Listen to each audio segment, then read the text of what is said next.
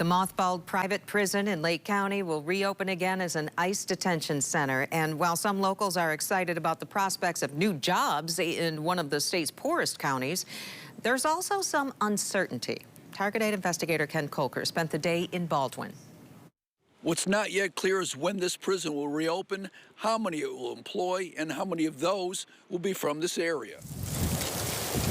The last time the North Lake Correctional Facility was open, it was good for business at Pompeii's Pizza, a few miles down the road in downtown Baldwin. We would supply pizzas for inmates when they would do like special events, and then for the staff. But under orders from then President Joe Biden, the prison shut down in 2022. This being like a tourist town mostly, and the off-season definitely had an impact.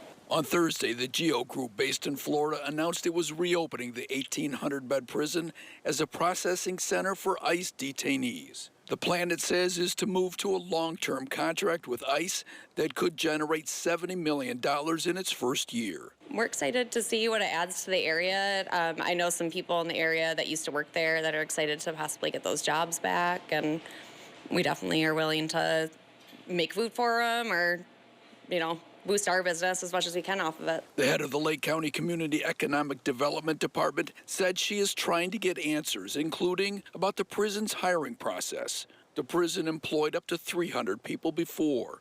Jonathan Hawkins, who lives near the prison, is skeptical. When they say they employ people from here, they don't. They bring them from everywhere else. The people from Lake County don't even get the job.